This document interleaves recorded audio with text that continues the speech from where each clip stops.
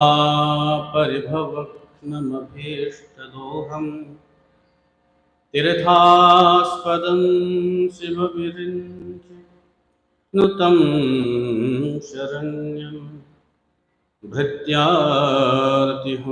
प्रणतपाल भवाब्धिपोतं वन्दे महापुरुषते चरणारविन्दम्। कृष्णाय वासुदेवाय हरये परमात्मने प्रणतक्लेशनाशाय गोविन्दाय नमो नमः। नमः शिवाय शान्ताय कारणत्रयहेतवे निवेदयामि चात्मानं त्वं गतिः परमेश्वर। सर्वमङ्गलमाङ्गल्ये शिवे सर्वार्थसाधिके शरण्ये त्र्यम्बके गौरी नारायणी नमोस्तुते। गुरुर्ब्रह्मा गुरुर्विष्णु गुरुर्देवो महेश्वरः गुरुः साक्षात् परब्रह्म तस्मै श्री गुरवे नमः। अज्ञानतिमिरान्धस्य ज्ञानाञ्जनशलाकया चक्षुरुन्मीलितं येन तस्मै श्रीगुरवे नमः। ॐ पूर्णमदः पूर्णमिदं पूर्णात् पूर्णमुदच्यते पूर्णस्य पूर्णमादाय पूर्णमेवावशिष्यते। ॐ शान्तिः शान्तिः शान्तिः। जय जय राधारमण जय जय नवल किशोर जय गोपीचित चोर प्रभु जय जय माखन चोर जय जय माखन चोर जय जय माखन। वृंदावन बिहारी लाल की, काशी विश्वनाथ भगवान की, करुणामयी अन्नपूर्णेश्वरी मात की, गंगा यमुना मात की, श्रीमद्भागवत महापुराण की, सद्गुरुदेव भगवान की। ओम नमः पार्वती पतये हर हर महादेव।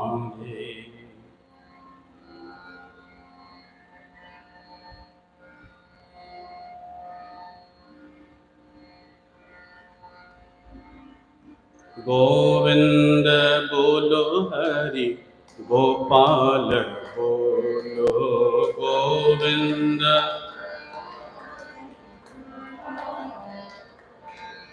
गोविंद बोलो हरि गोपाल बोलो गोविंद।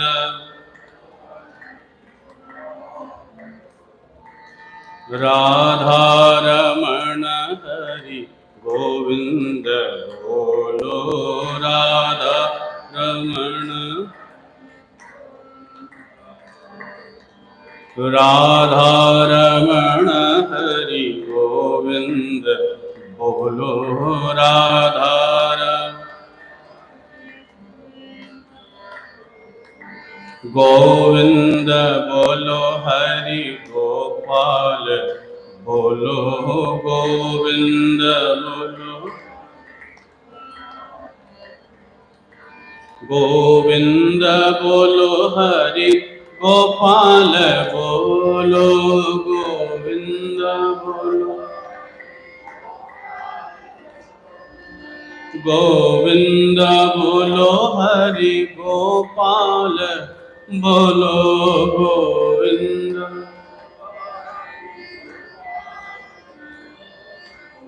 राधारमण हरि गोविंद बोलो राधा।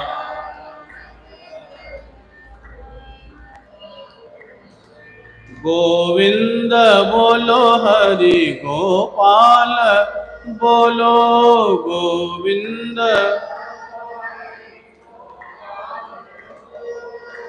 गोविंद बोलो हरि गोपाल बोलो गो।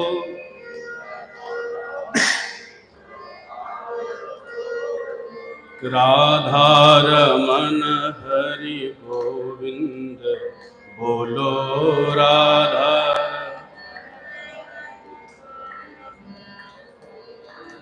राधारमण हरि गोविंद बोलो राधा।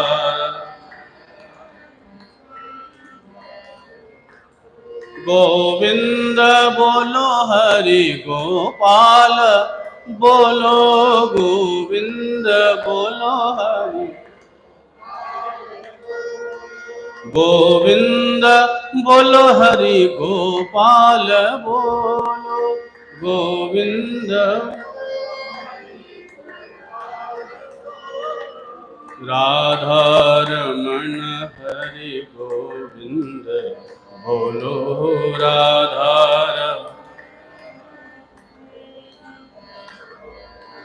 गोविंद बोलो हरि गोपाल बोलो गोविंद बोलो हरि गोपाल बोलो गोपाल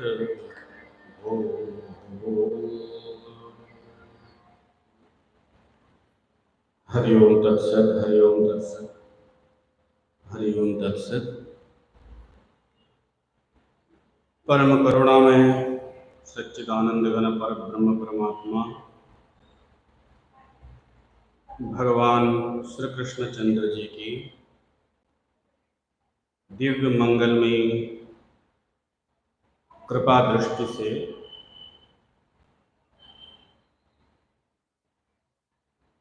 हम लोग श्रीमद् भागवत महापुराण के प्रहलाद चरित्र पर विचार कर रहे हैं। सब कम किया जाए इसको।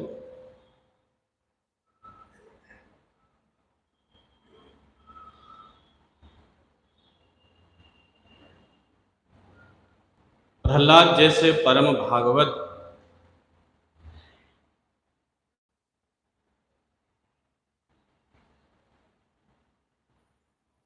परम भक्त अत्यंत दुर्लभ है।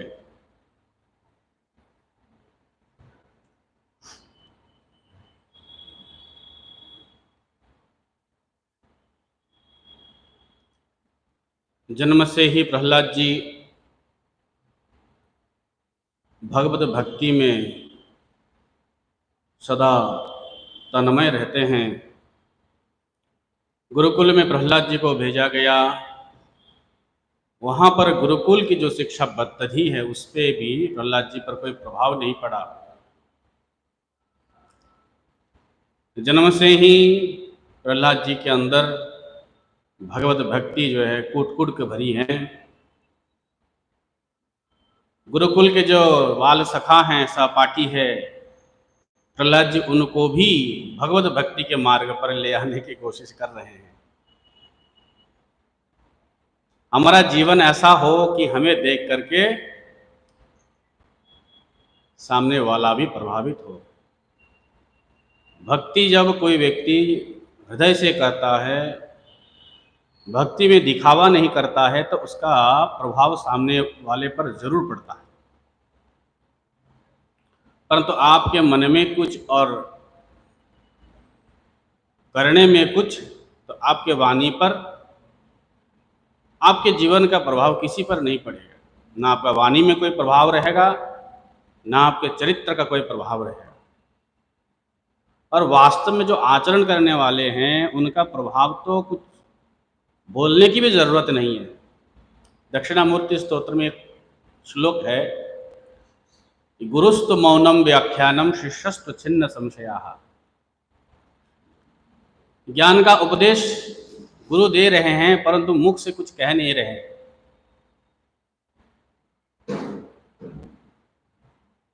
कोई शब्द बोले बिना भी उपदेश दिया जा सकता है।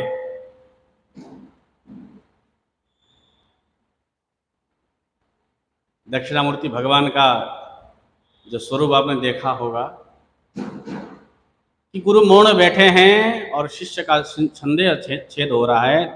शिष्य के मन में जो संदेह है, संशय है, दुविधा है, उसका छेद हो रहा है। कैसे हो रहा है? मौन व्याख्यान से। कई बार वाणी से बोलना जितना प्रभाव दूसरों पर डालता है, उससे ज्यादा कई बार मौन रहने से उससे ज्यादा इसके चरित्र में दम हो, करने में और बोलने में जो अन्यथा नहीं करता, उसके न बोलने से भी प्रभाव पड़ता है। ये कहा भी गया है, महात्माओं का बोलना, करना और विचार, जो मन में सोचना, तीनों एक होता है। मनस्येकम वचस्येकम कर्मण्येकम महात्मना।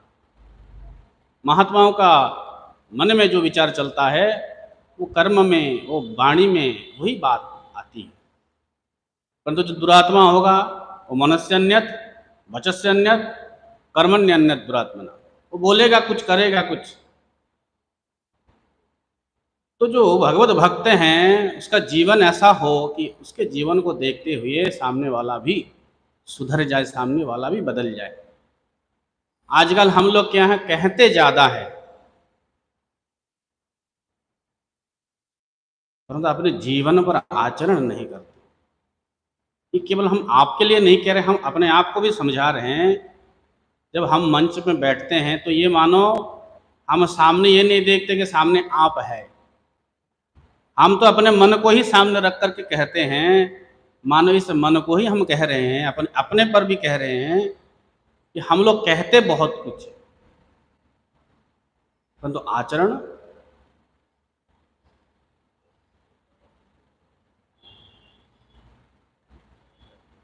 इस देश में धर्म को मानने वाले ज्यादा है कि न मानने वाले ज्यादा है? अगर देखा जाए तो मानने वाले ज्यादा है, न मानने वाले बहुत कम है। कम से कम भारत में, भारत शुरू से ही धार्मिक देश रहा है, आध्यात्मिक देश रहा है, ऋषि मुनियों का देश रहा है। यहाँ तो धार्मिक ज्यादा है।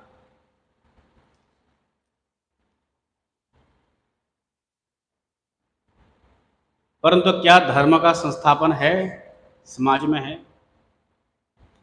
आज समाज में धर्म के नाम पर लोग क्या क्या कर रहे हैं। श्रीमद् भागवत के महात्म्य आप पढ़ लोगे तो आपको पता चलेगा कि कलयुग में चल क्या रहा है। सर्वत्र एक दिखावा है,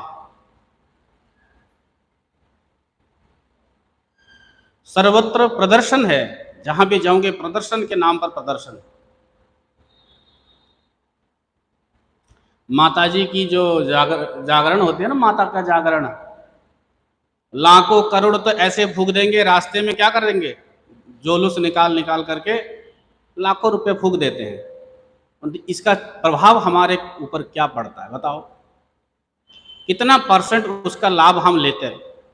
खर्चा तो बहुत कुछ कर रहे हैं, कथाओं में करोड़ों खर्चा करते हैं ना। मैं तो चेंबूर वालों को ये कहता हूँ कि इतना बड़ा मंदिर बनाया, कम से कम दिन में 1 घंटा सत्संग के लिए एक मंच तो रखा है। अधिकतर मठ मंदिरों में देखना सत्संग का कोई व्यवस्था ही नहीं रहता।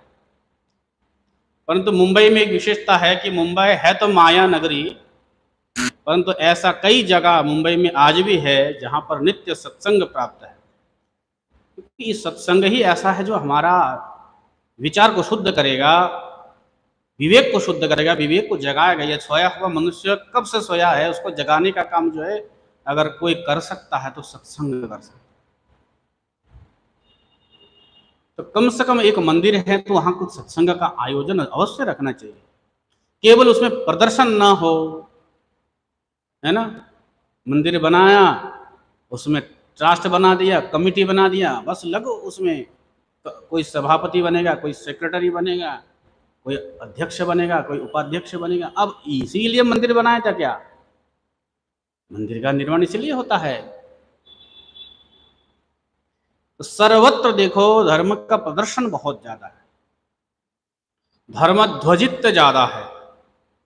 हम दंभ तो बहुत भरते हैं, परंतु अपने जीवन में आचरण शून्य के बराबर है। तो जो वास्तव में आचरण करता है तो उसको ज्यादा बोलने की भी जरूरत नहीं है। तो प्रहलाद जी का ये चरित्र ऐसा है कि सब बाल सखा गुरुकुल में आज प्रहलाद जी के पास आए हैं। जब गुरुदेव षंड और अमर का किसी कार्यांतर में गुरुकुल से बाहर गए, सब बच्चे आज प्रहलाद जी के चरित्र से आकर्षित होते हुए प्रहलाद जी के पास आते हैं और प्रहलाद जी उनको समझा रहे हैं, हे मित्रों, ये धर्म का आचरण तो बाल अवस्था से ही शुरू कर देना चाहिए। मनुष्य को समय रहते रहते ही उसको तत्व का परिज्ञान कर लेना चाहिए, क्योंकि ये जीवन अत्यंत क्षणिक है। बहुत छोटा सा काल ये जीवन है। जो व्यक्ति एक बार चला जाता है, दोबारा उसको कितना भी प्रयत्न कर लो, वो दोबारा वापस नहीं आने वाला। अनंत काल को आप देखो, कहाँ हम समा जाते हैं, कहाँ से आते हैं, इसका कोई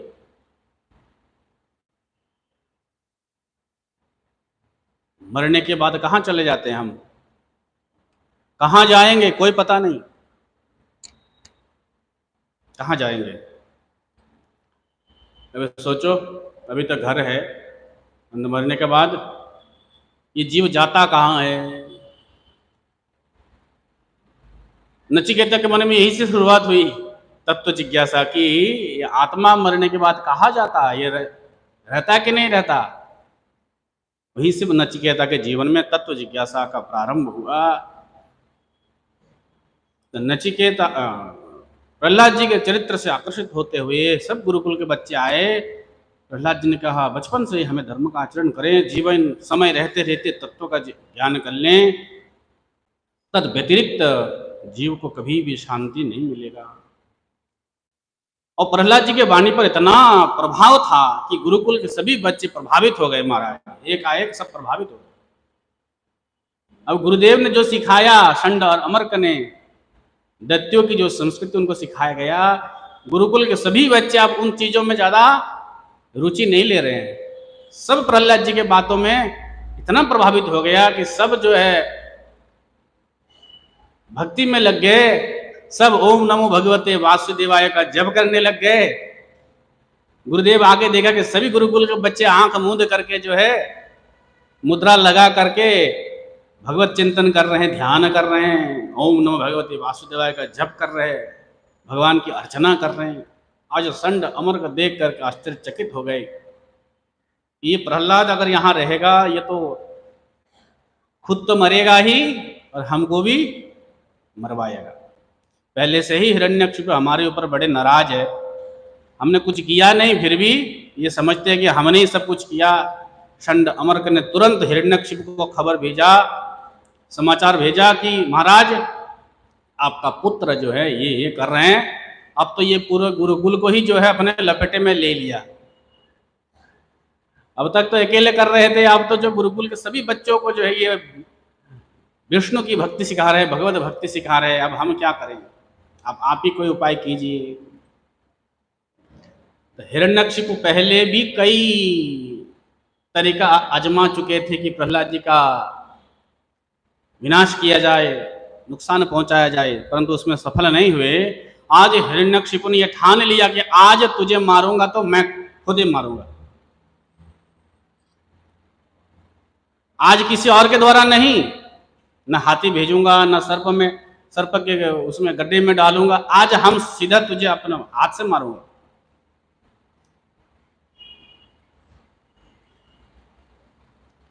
हे दुर्विनीत मदात्मन मंदात्मन कुल भेदक नराधम स्तब्धम मत्शासनोद्भूतम निश्चेत्वाद्य यमक्षयम। हिरण्यकशिपु कहते, हे मंदात्मन, हे मंदात्मा, हे दुष्ट दुर्बुद्धि, तू बड़ा उद्दंड हो गया है।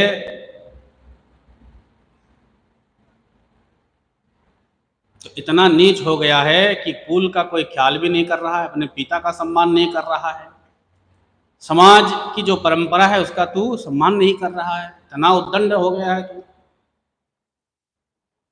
तो मेरी आज्ञा का उल्लंघन कर रहा है, आज है मैं तुझे यमराज के पास भेजता हूं। अत्यंत क्रोधित हो गए पिता। सृष्टि में ऐसा शायद पहली घटना है जो अपने पिता भक्ति के लिए अपने पुत्र को मारने के लिए उद्यत है। और ये मत समझिए कि ये आधुनिक काल में हिरण्यकशिपु नहीं है, आधुनिक काल में भी है।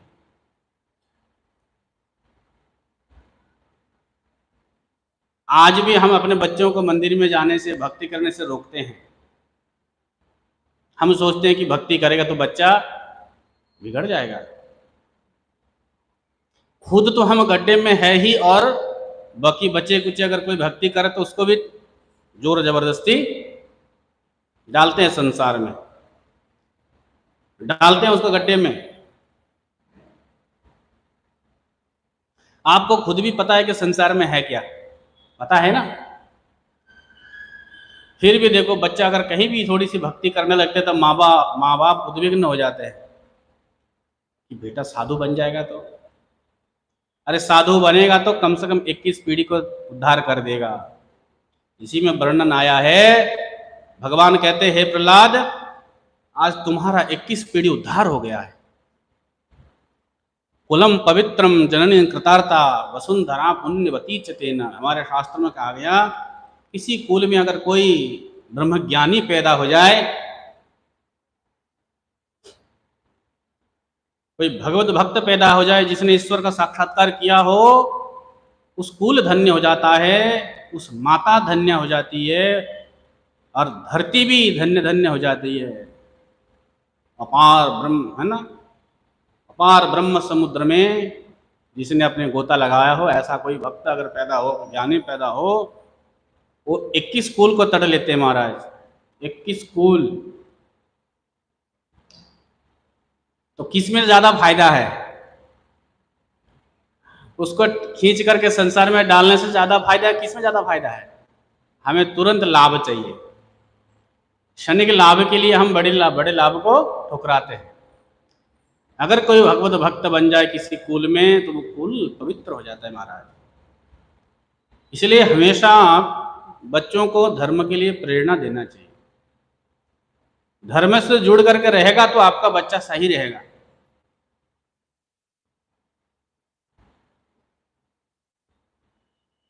बड़ी बड़ी डिग्रियां बच्चों को दिला रहे हो, करोड़ों लाखों खर्चा करते हुए।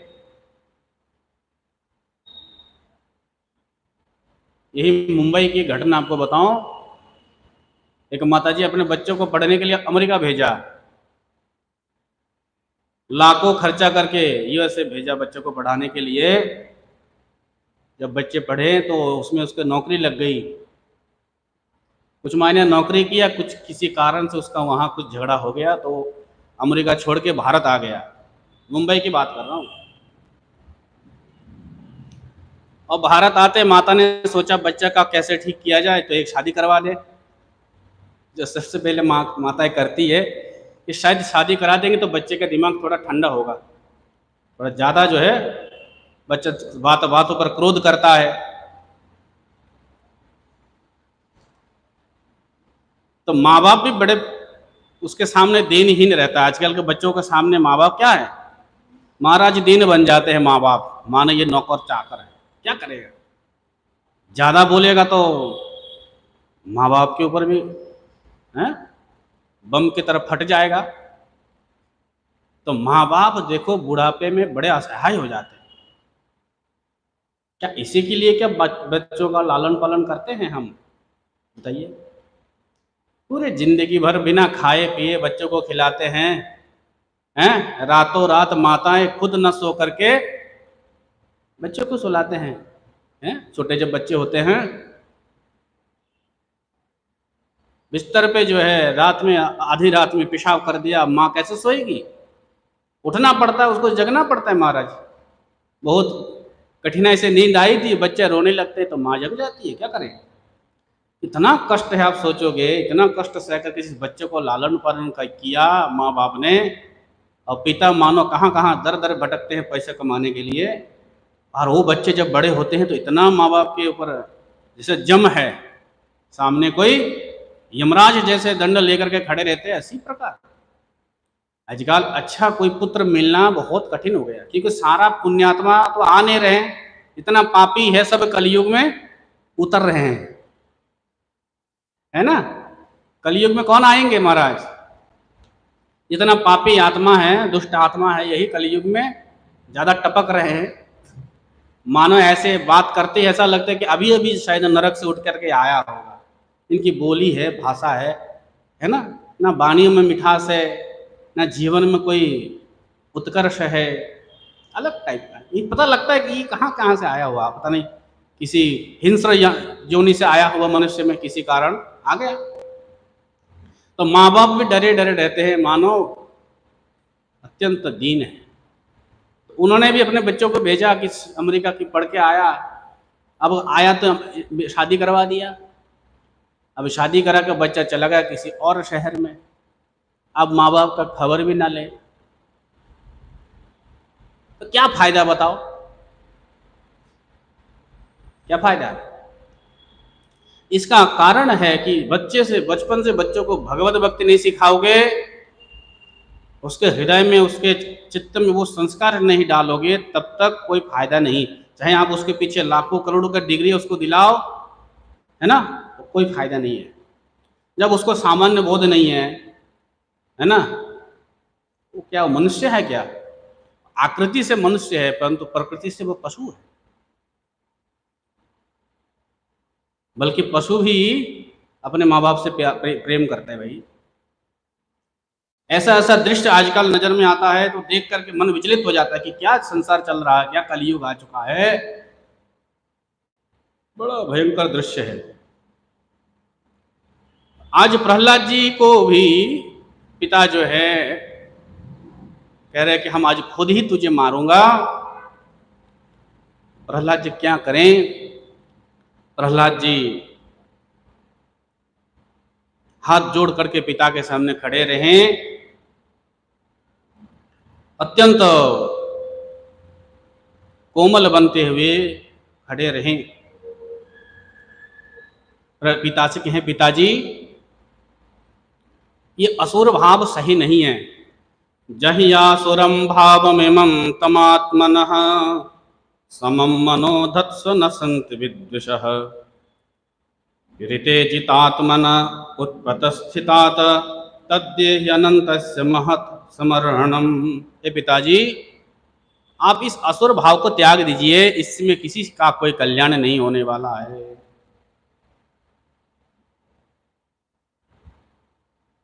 क्यों? हम सब भगवान के अधीन है, सब भगवान के बस है, भगवान सबसे बलवान है, वो बलवानों का भी बलवान है, वो राजाओं का भी राजा है, वो सबसे बड़ा पराक्रमी है। हे पिता, हे प्रभु, हे स्वामी, आप इस असुर भाव को त्याग दें और भगवत भक्ति करें। ये उद्दंडता अच्छी बात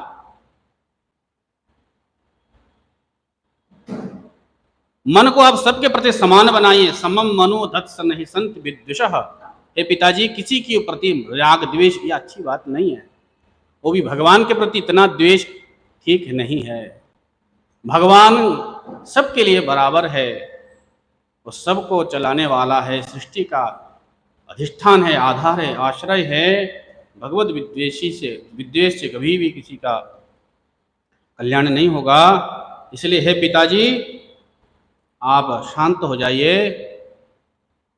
जब इस बात को कहा, पिता और क्रोधित हो गए। महाराज देखो, जब दिमाग पर वो ग्रह सवार हो जाए ना, राहु सवार हो जाए, तो सब अच्छी बात भी उल्टी लगे, सीधी बात भी उनको परेशान करें।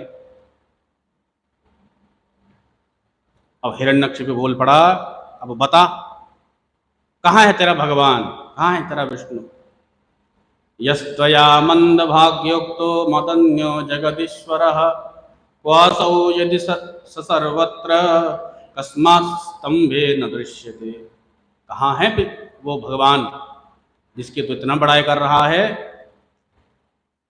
जिसके लिए तुम मुझे छोड़ करके उस विष्णु की उपासना कर रहे हो, तुम कुआसो यदि सर्वत्र है, कहाँ है? कस्मात स्तंभे न दृश्यते, कहा कि इस खंबे में क्यों नहीं दिख रहा है? कहाँ है विष्णु? हाँ, प्रहलाद जी कहा कि मया तो दृश्यते, कि पिताजी मुझे तो दिख रहा है, इस खंबे के भीतर भी हमको दिख रहा है, सर्वत्र हमें दिख रहा है। भगवान उनकी ही कृपा हमें सर्वत्र दिखाई दे रही है। जब प्रहलाद जी ने कहा इस प्रकार, तो अत्यंत क्रोधित होकर के स्तंभम तताड़ाति बलसमुष्टिना, अत्यंत क्रोधित होकर के हिरण्यकशिपु ने हाथ में तलवार लेकर के उस खंबे की ओर आगे बढ़ा और बहुत जोर से एक मुष्टि से उस खंबे पर दे मारा। जैसे मुष्टि से प्रहार किया महाराज, एक विकट शब्द होने लगा, भयंकर शब्द हो रहा है। अब आज भगवान अपने भक्तों को बचाने के लिए, भक्तों की रक्षा करने के लिए, प्रत्यक्ष भगवान जो सर्वव्यापी है, इस बात को सिद्ध करने के लिए भगवान उस खंबे से विकट शब्द करते हुए, गर्जना करते हुए एक नरसिंह रूप में भगवान ने अवतार लिया। एक उसके पास वरदान था, ना मनुष्य मार सकता है, ना पशु मार सकता है। भगवान सब विपरीत, जो विपरीत जितने भी वैपरीत्य है उसको भी समन्वय करते हुए आज नृसिंह रूप में अवतार ले लिया। इसलिए देखो, भगवान में सब विपरीत चीजें समन्वय हो जाता है।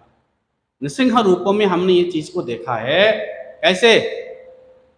भगवान जो है कर्तुम अकर्तुम अन्यथा कर्तुम समर्थ, शास्त्रों में कहा गया कि भगवान हर कार्य करने में समर्थ है। भगवान में सभी विपरीत चीजें भी समन्वित हो जाता है।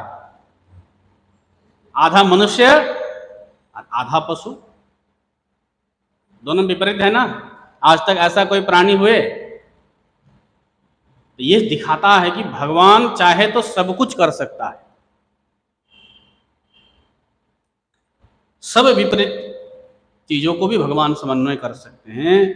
उनके लिए असाध्य कुछ भी नहीं है। कहीं से भी किसी भी रूप में भगवान प्रकट हो सकते हैं अपने ही भक्तों को बचाने के लिए। सत्यम विधातुम निज वृत्ति भाषितम व्याप्तिम च भूतेष्वखिलेषु चात्मनः अदृश्यतात्यद् भूत रूपमुद्वहन् स्तंभे सभायां न मृगम न मानुषम। उस सभा में, उस स्तंभ के भीतर से भगवान ना तो मृग है ना तो मनुष्य है, ऐसा एक विचित्र रूप बना के प्रकट हुए अपने भक्तों को बचाने के लिए, रक्षा करने के लिए। बोलिए नृसिंह भगवान की जय, श्री प्रहलाद जी महाराज की। जब ऐसा विचित्र रूप देखा, गर्जना करते करते जब भगवान गर्जना करने लगे तो हिरण्यकशिपु डर गया। ये क्या रूप है? नायम मृगो नापि नरो विचित्र, ये ना तो मृग है ना तो नर है, ये क्या है? मोहो किमे तन मृगंध रूपम, अहो ये क्या रूप है? ये नरी और मृगंध दोनों का मिला हुआ ये रूप है।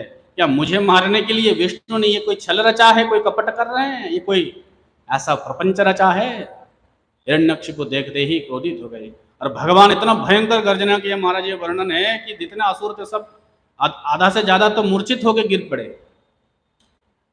इतना भयंकर क्रोध है ना, ज्वालामुखी की तरह भगवान प्रकट हुए कि आधे से ज्यादा असुर दैत्य तो मूर्छित हो गए भगवान के शब्द सुन करके, गर्जना सुन करके। महाराज इतना भयंकर रूप है, कोई कैसे सहन कर सकता है?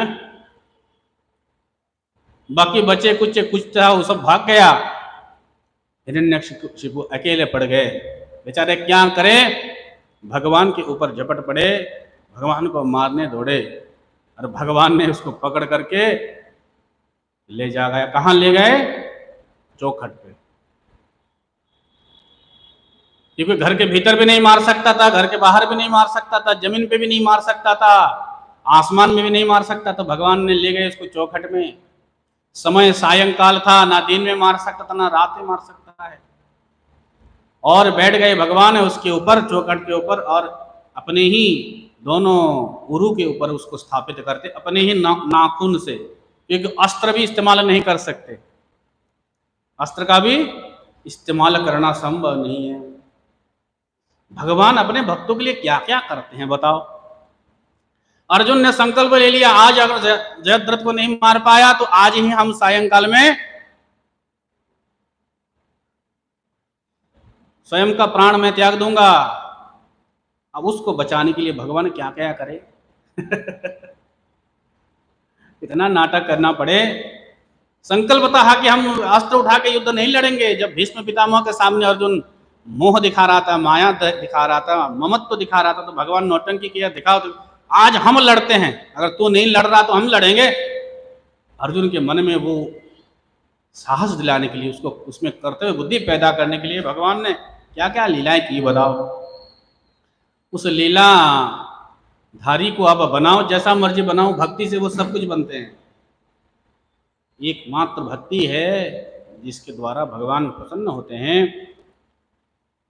न वेद यज्ञाध्ययन ऋण दाने न चक्रियाभिर्न तपोभिरुग्रे एवं रूपशक्य अहम नृलोके द्रष्टुम तदन्येन कुरु प्रवीर। भगवान गीता में कहते हैं, हे अर्जुन, तुझे जो विश्वरूप मैंने दिखाया, ये तो ना तो यज्ञ से दिखाया जा सकता है, ना हवन से, ना कोई पुण्य से, ना कोई दान से इस रूप को देखना संभव नहीं है।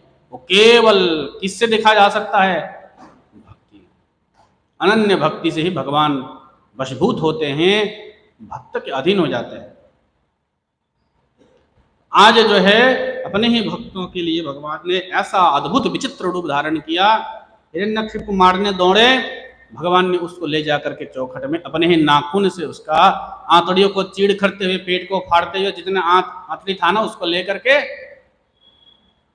कहते भगवान उसको गले में डाल दिया और भयंकर गर्जना करने लगे। अत्यंत क्रोधित हो गए। क्यों? अपने भक्तों पर अत्याचार भगवान से। अनन्य भक्त होंगे, देखो भक्तों से द्वेष करने वाला स्वयं नष्ट होता है। हमारे वेदांत संप्रदाय में ये विचार आया कि ज्ञानी, अगर ज्ञान जिनको हो गया, वो अगर शरीर से कोई उनका पाप भी होता है तो उसका फल किसको मिलता है? कहा कि उसका जो द्वेष करता है, ज्ञानी से जो हिंसा करता है, द्वेष करता है, तो उसको मिलता है। इसलिए कभी भी किसी भक्त का, किसी साधु संतों से द्वेष नहीं करना। उससे नुकसान उनका नहीं अपितु आपे का होगा। तो किसी का कल्याण ना कर सको, भला ना कर सको, कम से कम किसी का बुरा तो ना सोचो। तो भगवान अत्यंत क्रोधित हुए, उस आंतड़ी को गले में डालते हुए भयंकर जोर जोर से गर्जना करने लगे। सभी देवी देवता भी डर गए महाराज। न ब्रह्मा जी में साहस है, न इंद्र में साहस है, न चंद्र में साहस है, न वरुण में साहस है। सब लोग स्तुति करने लगे, परंतु भगवान प्रसन्न नहीं हुए। इतना क्रोधित हुए, इतना क्रोधित हुए। सब लोगों ने कहा माता लक्ष्मी को भेजा जाए, शायद माता लक्ष्मी सामने आ जाए तो भगवान शांत हो जाए। परंतु मां लक्ष्मी भी प्रयत्न करके पीछे आ गई हैं। आरती की थाली सजा करके जय जगदीश हरे क्या गाएंगे? जगदीश तो आज वो जगदीश नहीं है, आज जगदीश महाकाल रूप ले रखा है। उसके सामने जाने का मां लक्ष्मी जी भी साहस नहीं कर रही है। सब लोगों ने अंत तो गत्वा प्रहलाद जी से ब्रह्मा जी ने कहा, हे पुत्र, प्रहलादं प्रेरयामास ब्रह्मावस्थितमन्त्रिके तात प्रशमयोपेहि स्वपित्रे कुपितं प्रभुं। ब्रह्मा जी ने कहा, हे पुत्र, अब तुम ही जाओ, अपने पिता को तुम ही शांत करो, क्योंकि तुम्हारे लिए ही भगवान इतना कुपित हो गए हैं। प्रहलाद जी ब्रह्मा जी से प्रेरित होकर के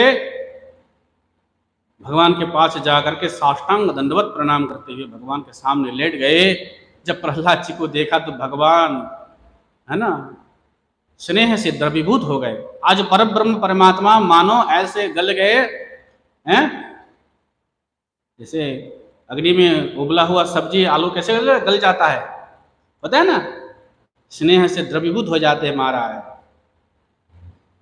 तो भगवान भी आज स्नेह से इतना द्रवीभूत हो गए, इतना पिघल गए कि मानो भगवान देखा कि ऊंचे छोटा सा बच्चा जो मेरे लिए इतना कष्ट झेला, इतना कष्ट झेला, भगवान ने उसको उठा करके परम स्नेह से उसके हाथों में, मस्तक में भगवान सपादमूले पतितं त्वमर्भकं विलोक्य देव कृपया परिप्लुतः उत्थाप्य तच्छीर्ण दधात् कराम्बुजं कालाहि वित्र स्तधियां कृताभयम्। भगवान ने अपने हाथ को प्रहलाद जी के सर पर फेरने लगे और उनको अभय दे रहे हैं। प्रहलाद जी ने कहा, हे प्रभु, प्रहलाद जी भी आज द्रवीभूत हो गए कि सच्चिदानंद घन परमात्मा जिसे पाने के लिए बड़े बड़े ऋषि मुनि भी है कितना हजारों सालों तक ध्यान लगाते हैं, समाधि लगाते हैं, वो आज मुस दैत्य कुल में पैदा हुए एक सामान्य जीव के लिए एक खंभा के भीतर से साक्षात प्रकट हो गए। प्रहलाद जी भी द्रवीभूत हो गए। प्रहलाद जी ने भी भगवान को स्तुति करने लगे। ब्रह्मादय सुरगणा मुनयोत सिद्धा सत्वेकतानमतयो वचसां प्रवाही नाराधितुं पुरगुणैरधुना विप्रो किं तोष्टुमर्हति समे हरिरुग्र जाते। हे प्रभु, ब्रह्मा विष्णु, ब्रह्मा शिव इंद्र वरुण जो देवता आपका आदि अंत भी नहीं ढूंढ पाते हैं, बड़े बड़े योगी ज्ञानी वेदों के ज्ञाता आपका आदि अंत नहीं ढूंढ पाते हैं, फिर भी मैं तो असुर कुल में पैदा हुआ एक छोटा सा जीव, छोटा सा बच्चा हूं, मेरा मान रखने के लिए आपने आज स्तंभ के भीतर से प्रकट हो गए। आज मैं धन्य धन्य हो गया हूं। अरे आपका स्वभाव भी है, आप ये पहली बार कर रहे हैं, ये बात भी नहीं है। आप ही ने तो समय समय पर गजेंद्र को आपने उद्धार किया है, कुब्जा पर आप ही ने कृपा किया है, हैं? समय समय पर आप ही ने ऐसे अनेकानेक लीलाएं आपने की हैं प्रभु। ये पहली बार नहीं, आपका स्वभाव है कि आप अपने भक्तों के लिए, भक्तों के हित करने के लिए अंतिम सीमा तक आप जाते हैं। इस प्रकार से प्रहलाद जी ने 42 श्लोकों में भगवान का दिव्य स्तुति गाए। बसंत तिलक छंद में 42 शब्द उससे श्लोकों से बहुत सुंदर स्तुति गाया। भगवान ने कहा, पुत्र तुम कुछ वरदान मांग लो। अब प्रहलाद जी क्या वरदान मांगते, वो ठहरे निष्कामी। प्रहलाद ने सोचा ये वरदान मांगना भी भक्ति के लिए बाधक है। भक्ति योग स्थित सर्वम अंतरायार्भकः, ये भक्ति का बाधक है, अंतराय है, ऐसा समझ करके प्रहलाद ने कुछ नहीं मांगा। फिर भी भगवान परीक्षा भी तो करते हैं ना। देखो भगवान जब मिल गए, अब क्या मांगना शेष रह गया बताओ। अब और क्या मांगोगे? मांगोगे मतलब है भगवान से भी बढ़कर कुछ है तभी तो मांगोगे। आपके दिमाग में अगर वो बात है तभी आप भगवान के सामने रहे तो मांगोगे। प्रभु मिल गए तो फिर मांगना। यज ज्ञात्वा ने यह भूयान्यज ज्ञातव्यम अवशिष्यते। वो परमात्मा भूमा पुरुष है, भूमा तत्व है, उससे बढ़कर कोई है ही नहीं दुनिया में, है?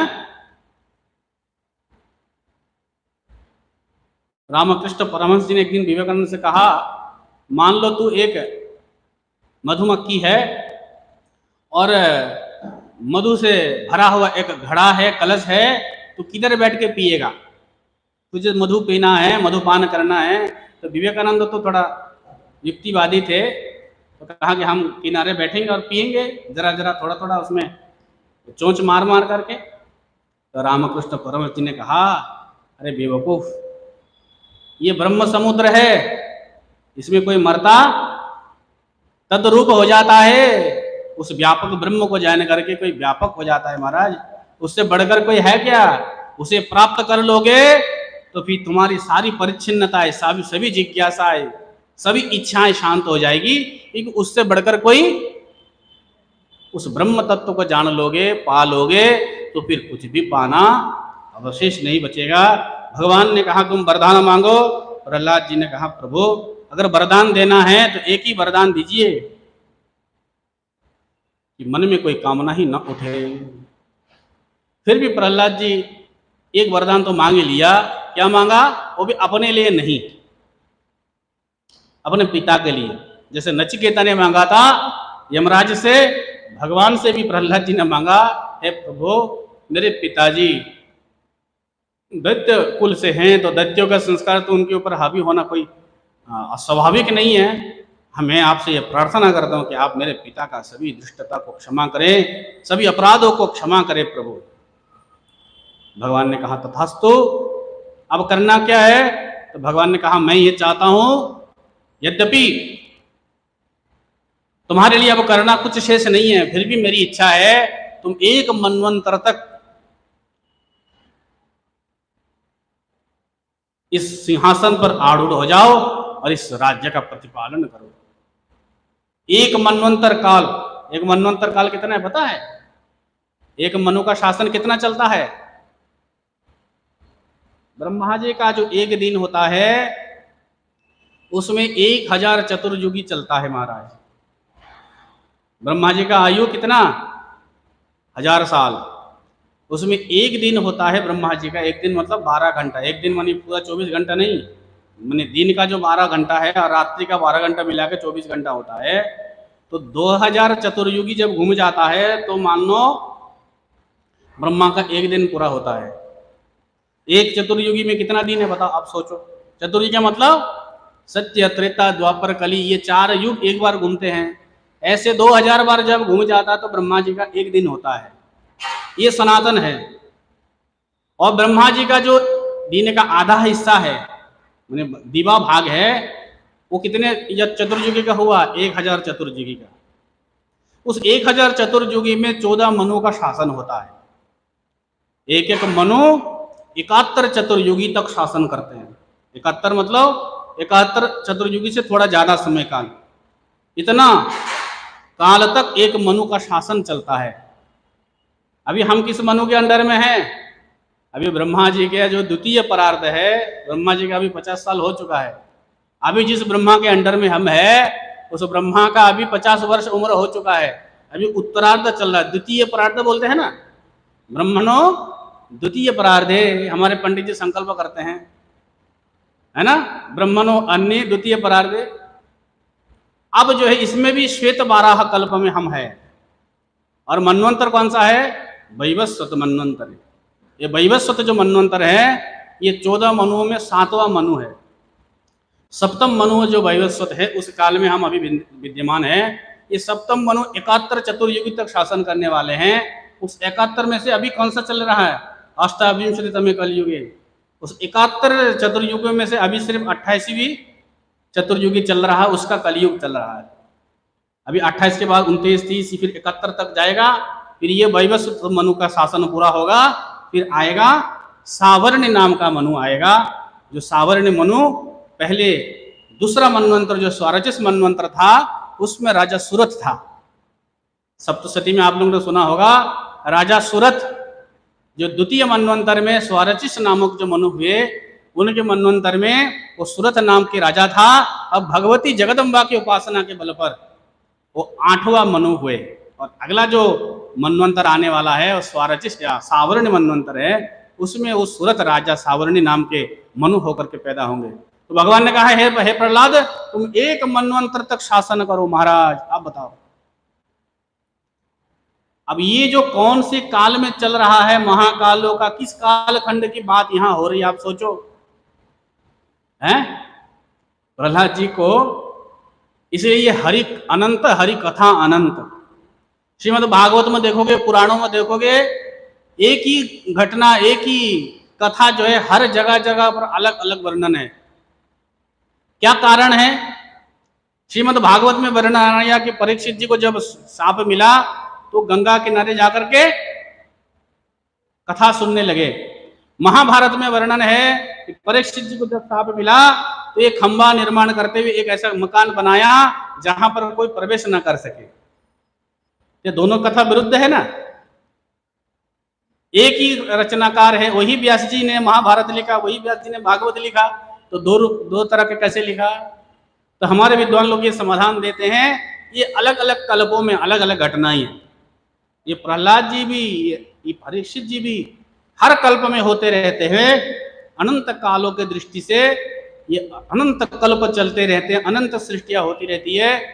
इसका कोई आर पार बताना भी संभव नहीं। इसलिए हमारे ऋषियों ने कह दिया कि हरि अनंत, हरि कथा अनंत, इसकी कोई आदि अंत ढूंढने जाना भी संभव नहीं है। तो भगवान ने कहा, हे प्रहलाद जी, तुम एक मनवंतर तक शासन करो। अब भगवान प्रहलाद जी के सबके ऊपर आशीष देते हुए भगवान अपने स्वधाम को चले गए। सभी देवता भी धीरे धीरे अपने धाम को चले गए। प्रहलाद जी अपना राज्य शासन करने लगे। नारद जी ने युधिष्ठिर महाराज के प्रश्न के उत्तर में प्रहलाद जी का दिव्य चरित्र सुनाया। इसका सार यह निकला कि भगवान किसी के तुम्हारे जब जब संसार में कैदी बनूं, जब जब संसार